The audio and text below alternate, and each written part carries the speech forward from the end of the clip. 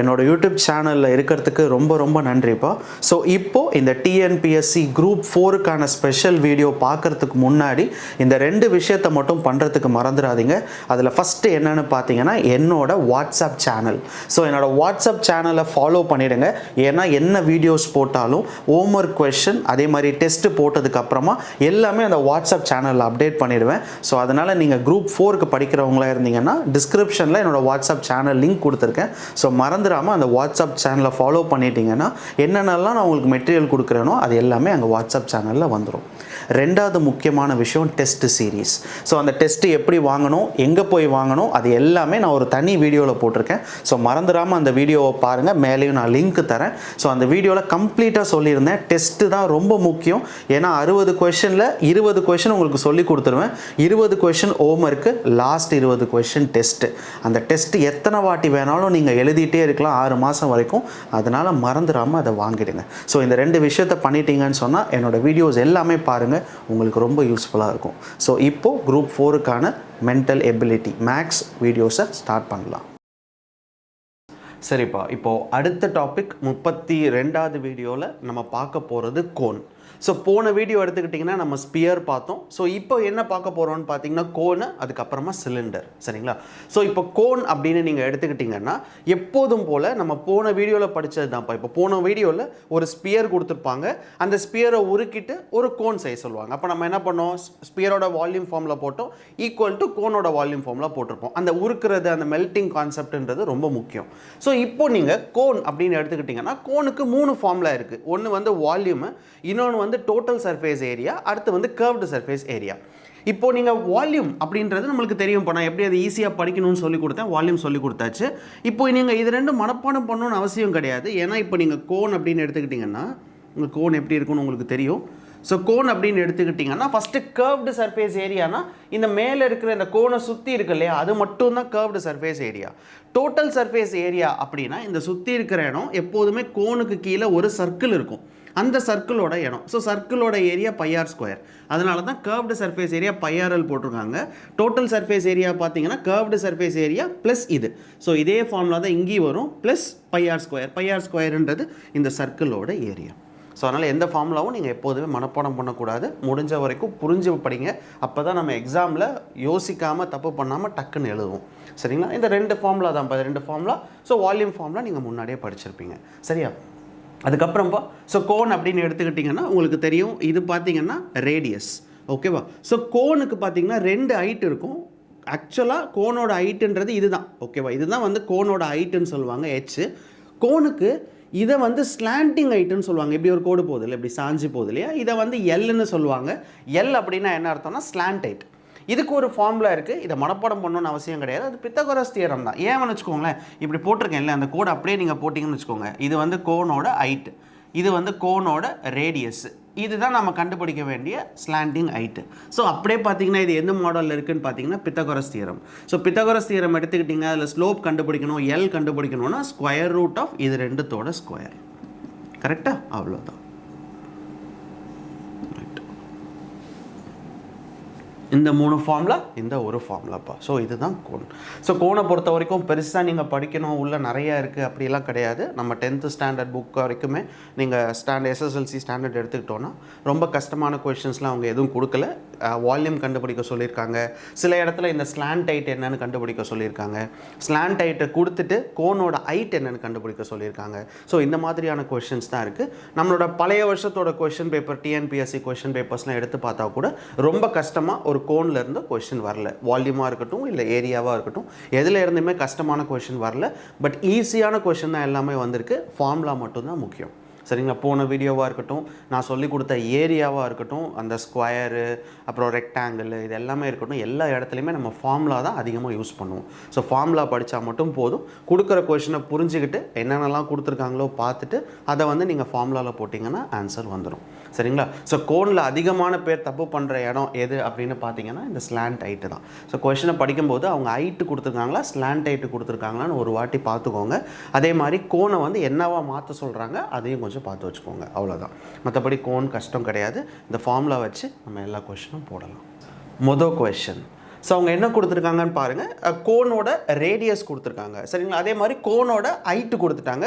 So அந்த ஒரு வாட்டி அந்த பார்க்கணும், ஹைட்டு மட்டும் எப்போதுமே கோனில் கொடுத்துருந்தாங்கன்னா அவங்க என்ன ஹைட்டு கொடுத்துருக்காங்கன்னு பார்த்துக்கோங்க. ஸ்லாண்ட் ஹைட் கொடுத்துருக்காங்களா இல்லை கோனோட டைரக்ட் ஹைட் கொடுத்துருக்காங்களான்னு. ஸோ இதில் வந்து ஸ்லாண்ட் ஹைட்டுன்னு சொல்ல ஹைட்டுன்னு தான் சொல்லியிருக்காங்க. ஸோ அப்படிங்கும் போது அவங்க என்னென்ன வேல்யூலாம் ஃபஸ்ட்டு கொடுத்துருக்காங்க அப்படின்னு பார்த்தீங்கன்னா, ஸோ கோனோட இந்த ஹைட் கொடுத்துருக்காங்க, அது எவ்வளோ கொடுத்துருக்காங்கன்னு பார்த்தீங்கன்னா 4. ஸோ அதே மாதிரி கோனோட ரேடியஸ் கொடுத்துட்டாங்க 3. நம்மளை என்ன கேட்குறாங்கன்னா டோட்டல் சர்ஃபேஸ் ஏரியா கண்டுபிடிக்க சொல்கிறாங்க. ஸோ டோட்டல் சர்ஃபேஸ் ஏரியோட ஃபார்முலா உங்களுக்கு தெரியும். So pi r l plus pi r square. So இதான் சில பேர் என்ன பண்ணுவாங்கன்னா இதில் வந்து இப்படி இருக்கு இல்லையா, இதில் பை ஆரை காமனாக எடுத்துருவாங்க. ஸோ எல் ப்ளஸ் ஆர் எப்படி வேணாலும் நீங்கள் போடலாம். ஸோ ரெண்டு ஃபார்முலாவில் பையும் ஆரும் காமனாக வெளியில் எடுத்துருவாங்க. ஸோ அப்போ இங்கே ஒரு எல் இருக்கும், இங்கே ஒரு ஆர் இருக்கும், எல் ப்ளஸ் ஆர். சில புக்கில் இந்த மாதிரி ஃபார்முலா போட்டிருப்பாங்க, நீங்கள் எந்த ஃபார்முலா வேணாலும் படிச்சுக்கலாம் சரிங்களா. ஸோ இப்போது நமக்கு பை தெரியும் 22/7, ரேடியஸ் தெரியும் 3. ஆனால் எல் தெரியுமா? எல்ன்றது என்னதுப்பா, இந்த ஸ்லாண்ட் ஹைட். இந்த எல் நம்மளுக்கு தெரியாது. ஸோ எல் நம்மளுக்கு தெரியணும்னா ஸ்கொயர் ரூட் ஆஃப் இது ரெண்டுத்தோட ஸ்கொயர். ஸோ 4 ஸ்கொயர்ன்றது 16, ஸோ 3 ஸ்கொயர்ன்றது 9, so square root of 25, so எவ்வளோன்னு பார்த்தீங்கன்னா 5. ஸோ இப்போ நம்மளுக்கு என்ன தெரிஞ்சிருச்சுன்னா எல் தெரிஞ்சிருச்சு 5. ஸோ அப்போ எல்லோட வேல்யூ எனக்கு தெரியும், ரேடியஸும் தெரியும், எல்லாமே தெரியும். அவங்க கேட்டிருக்கிற டோட்டல் சர்ஃபேஸ் ஏரியா ஈஸியாக கண்டுபிடிச்சிடலாம் சரிங்களா. ஸோ பைன்றது 22/7. ஸோ ரேடியஸ் பார்த்தீங்கன்னா 3 கொடுத்துருக்காங்க. ஸோ எல் எவ்வளோ நம்ம கண்டுபிடிச்சிருக்கோன்னு பார்த்தீங்கன்னா 5 + 3, ஏன்னா ரேடியஸ் வந்து 3. So 22/7, so into 3 into 8. So 5 + 3ன்றது 8. So வேறு ஏதாவது கேன்சல் பண்ண முடியுமான்னு பாருங்கள். ஸோ இது பார்த்தீங்கன்னா கேன்சல் பண்ண முடியாது. So 22, 8 3s are 24 divided by 7. கரெக்டாக 8 3s are 24. ஸோ இதுவும் நம்ம கேன்சல் பண்ண முடியாது. 7 3s are 21, ரிமைனிங் 3.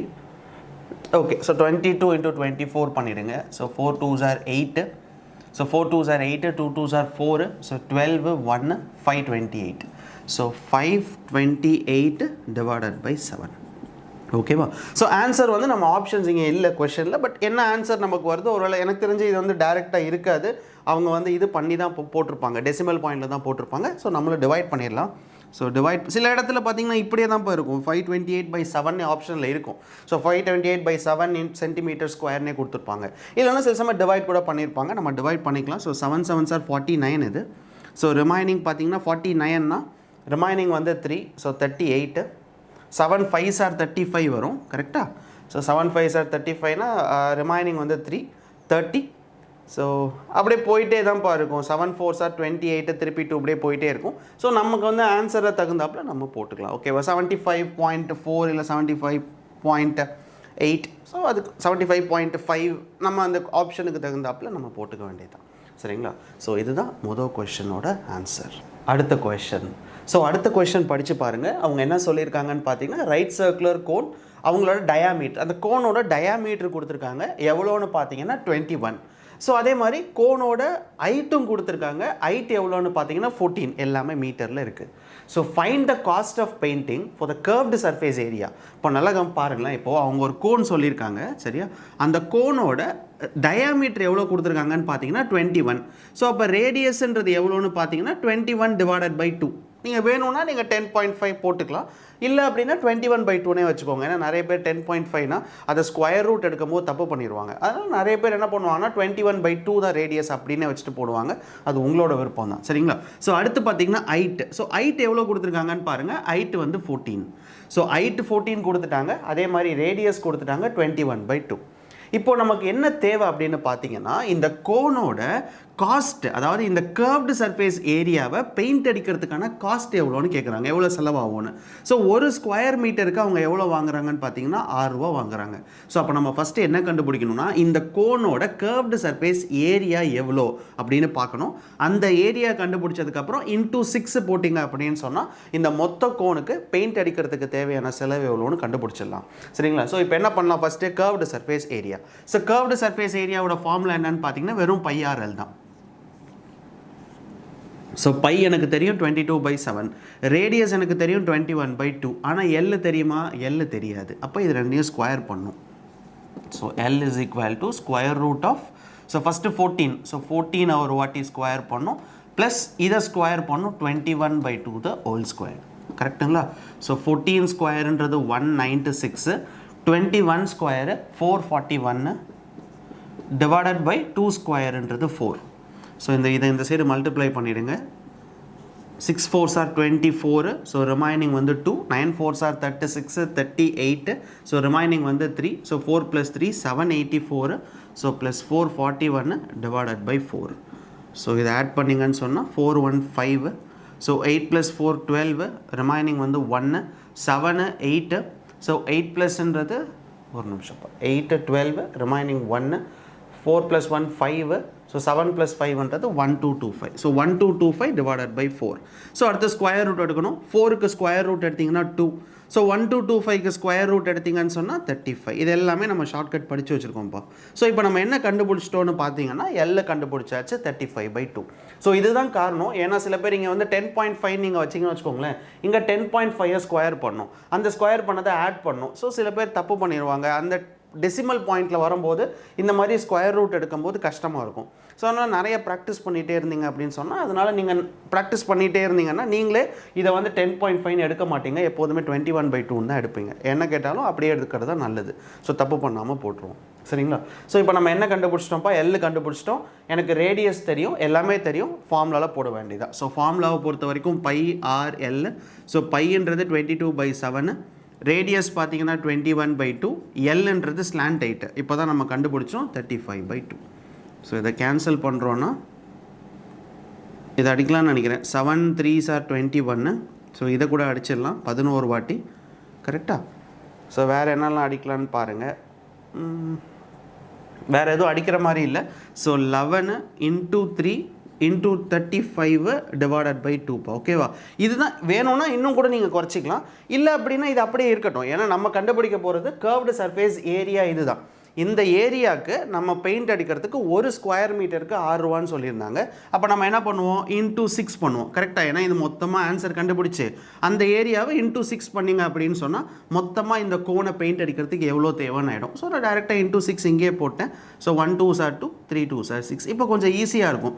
3 × 3 9, 9 × 11ன்றது 99. ஸோ 99 × 35.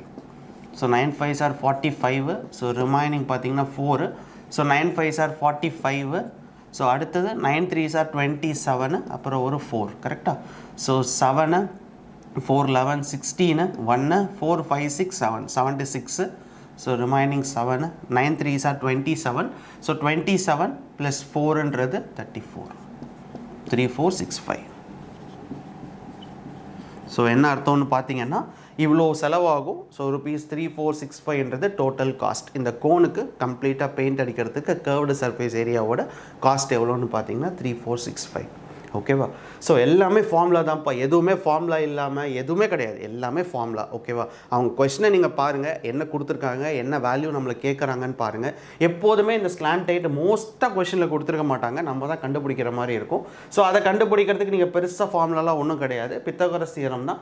எதையும் ஸ்கொயர் பண்ணிட்டா மட்டும் போதும். ஸோ ஸ்கொயர் பண்ணிட்டு மொத்தமாக ஸ்கொயர் ரூட் எடுத்துருங்க. அதுக்கப்புறம் எல் தெரிஞ்சிடும், ரேடியஸ் நம்மளுக்கு தெரியும், ஹைட்டும் மோஸ்ட்டாக கொஸ்டினில் கொடுத்துருப்பாங்க. மற்றபடி கர்வ்டு சர்ஃபேஸ் ஏரியா இல்லை டோட்டல் சர்ஃபேஸ் ஏரியா எல்லாமே கண்டுபிடிச்சிடலாம். சரிங்களா? இதுதான் ரெண்டாவது கொஸ்டினோட ஆன்சர். அடுத்த question. So some cones have a radius of 3 cm and height 4 cm is melted to form a sphere. இந்த கொஸ்டின் நல்லா படித்து பார்த்தீங்கன்னா இது மெல்டிங் கான்செப்ட். ஒரு ஸ்பியர், அதாவது ஒரு கோனை உருக்குறாங்க, உருக்கிட்டு ஒரு ஸ்பியர் செய்கிறாங்க. சரிங்களா? ஸோ அவங்க உருக்குனது என்னென்னு பார்த்தீங்கன்னா கோன்.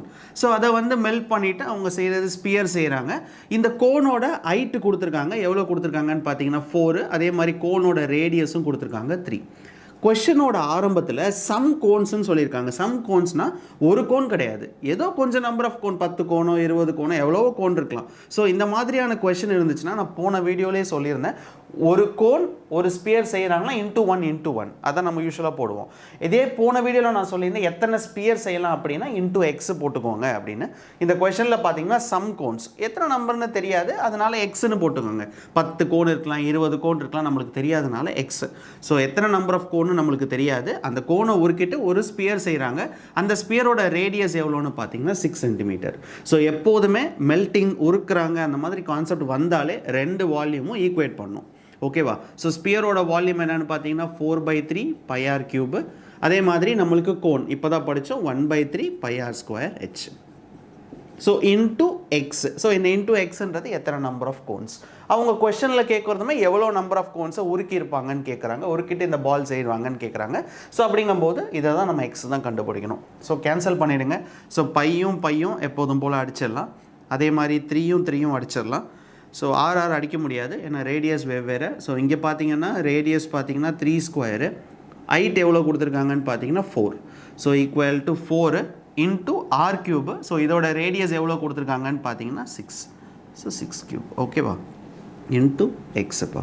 ஸோ எதெல்லாம் அடிக்க முடியுதுன்னு பாருங்கள். ஸோ இங்கே நம்ம 4ம் அடிச்சிடலாம். So x is equal to 6 into 6 into 6, கரெக்டாக 6 3 வாட்டி 6 போட்டிருக்கேன். ஸோ 3 ஸ்கொயருன்றது 3 into 3. So 1 3s are 3, 2 3s are 6, 1 3s are 3, 2 3s are 6. So 6 into 2 12, 12 into 2 24. So அப்போ எக்ஸுன்றது எவ்வளோன்னு பார்த்தீங்கன்னா 24. ஸோ அப்போனா என்ன அர்த்தம்ப்பா, 24 கோணு, ஓகேவா, 24 கோணு, ஹைட்டு 4 சென்டிமீட்டரும் ரேடியஸ் வந்து 3 சென்டிமீட்டரும் இருக்கிற கோணை 24 கோணையும் உருக்கிட்டு ஒரு பெரிய ஸ்பியர் செஞ்சாங்கன்னா அது 6 சென்டிமீட்டரில் செய்யலாம் ரேடியஸ். ஸோ இதுதான் நம்மளோட ஆன்சர், சரிங்களா. ஸோ எப்போதுமே சரிப்பா, ரொம்ப நிறைய நான் சொல்லித்தரல வீடியோ, இந்த வீடியோவாக இருக்கட்டும் அடுத்த வீடியோவாக இருக்கட்டும், நான் முன்னாடியே சொன்னது தான். உங்களுக்கு தனியாகவே ஏரியா வால்யூம் நிறைய வீடியோஸ் போட்டிருக்கேன், கியூப் போட்டிருக்கேன், கியூபாய்டு போட்டிருக்கேன், அது எல்லாமே படிச்சுடுங்க. என்னோடய சேனலில் ஃப்ரீயாகவே இருக்கும், சரியா. பிளேலிஸ்ட் போங்க, அதுக்குள்ளே கியூபாய்டுன்னு ஒரு வீடியோ தனியாக ஒரு 3 லெசன் போட்டிருப்பேன், கியூபை போட்டிருப்பேன், கோன் போட்டிருப்பேன், மறந்துடாமல் அது எல்லாமே படிச்சிருங்க, ஓகேவா. ஸோ இப்போ நம்ம சொல்லிக் கொடுக்குறது எல்லாமே ஒரு ரிவிஷன் மாதிரி தான், நீங்கள் அங்கே போய் படிச்சிட்டிங்கனாலே போதுமான அளவு. ஸோ நீங்கள் எப்போதுமே வால்யூம் படிக்கிறீங்க அப்படின்னா நீங்கள் தெரிஞ்சுக்க வேண்டியது இந்த 2 வால்யூம் எதுக்கு ஈக்குவேட் பண்ணுறோம், அந்த மெல்டிங் கான்செப்ட், அதுக்கப்புறம் எல்லா ஃபார்முலா. ஸோ இந்த பெயிண்ட் அடிக்கிறது இந்த மாதிரி கொஷின் அதிகமாக கேட்பாங்க. இப்போ இதுக்கு முன்னாடி கொஷின் நம்ம போட்டோம்ல, ஒரு கோன் இருக்கும், அதுக்கு கர்வ்டு சர்ஃபேஸ் ஏரியாவுக்கு பெயிண்ட் அடிக்க சொன்னாங்க. ஸோ அந்த மாதிரியான கொஷின் நம்ம நிறையா பார்க்கலாம். இதெல்லாம் கிடையாது, எல்லா கான்செப்ட்டுமே நீங்கள் சிலிண்டர் எடுத்தாலும் சரி, கோன் எடுத்தாலும் சரி, ஸ்பியரு, கியூபு, கியூபாய்டு எதை எடுத்தாலுமே அந்த பெயிண்டிங் அப்படின்றது அதிகமாக இருக்கும், நம்ம ஸ்கூல் புக்ஸில் கூட இருக்கும். ஸோ அதனால் அந்த மாதிரி கொஷின் படித்து வச்சுக்கோங்க. கொஷின் ஈஸியாக இருந்தாலும் அந்த கன்வர்ஷனில் தான் நிறைய பேர் தப்பு பண்ணுவாங்க. சென்டிமீட்டர்லேருந்து மீட்டராக மாற்றுறது, மீட்டர்லேருந்து சென்டிமீட்டர், மில்லி மீட்டரு, அதிலலாம் நீங்கள் எப்போயுமே தப்பு பண்ணிடவே கூடாது, சரிங்களா. ஸோ வீடியோ பார்த்ததுக்கு ரொம்ப நன்றிப்பா. முடிஞ்ச வரைக்கும் ஃப்ரெண்ட்ஸோடு சேர்ந்து உட்காந்து படிங்க, இந்த மாதிரி எக்ஸாம்ஸ்லாம் ஈஸியாக பாஸ் பண்ணிடலாம். ஸோ வீடியோ பார்த்ததுக்கு ரொம்ப நன்றிப்பா, பாய்.